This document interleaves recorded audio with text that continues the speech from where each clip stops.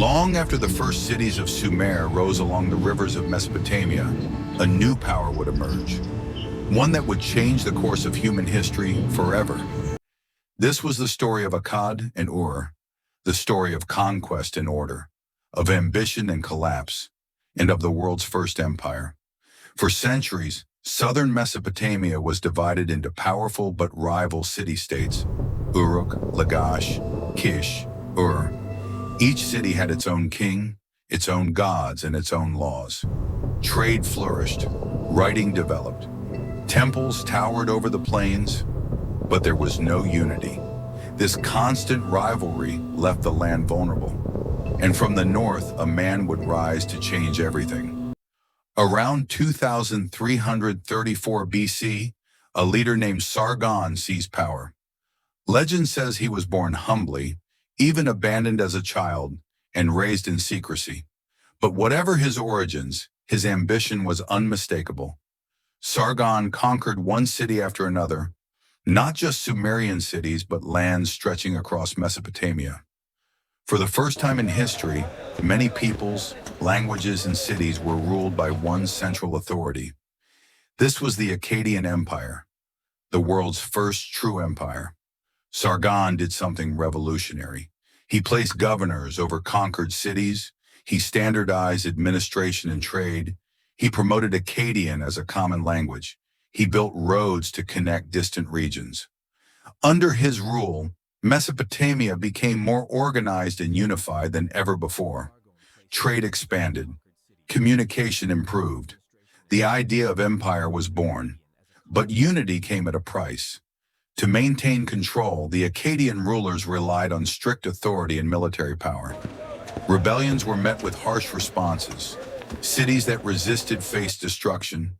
By around 2100 BC, later Akkadian kings struggled to hold the empire together.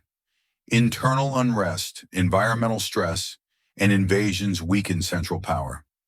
The system that once brought order began to feel oppressive to many, and slowly, Akkad began to fall.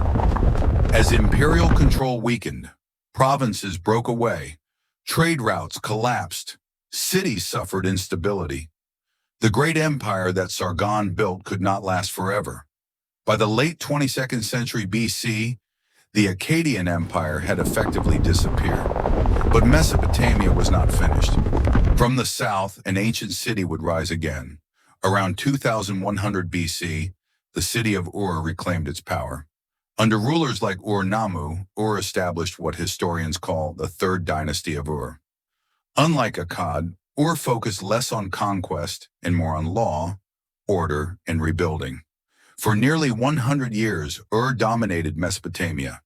Its achievements included one of the earliest written law codes, strong bureaucracy, and record-keeping temple restoration and monumental architecture, economic stability, and organized labor. The Empire of Ur brought structure without constant warfare.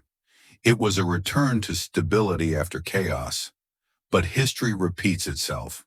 Pressure from neighboring peoples, internal weaknesses, and shifting trade routes eventually weakened Ur's power. By 2000 BC, Ur too fell, ending another chapter in Mesopotamian history. The Akkadian Empire introduced the world to the idea of imperial rule. Ur refined governance through law and administration. Together they shaped how civilizations would rule for thousands of years to come.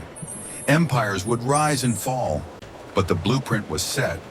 From Akkad to Ur, from conquest to law, these ancient cities taught humanity how power could unite and divide the world.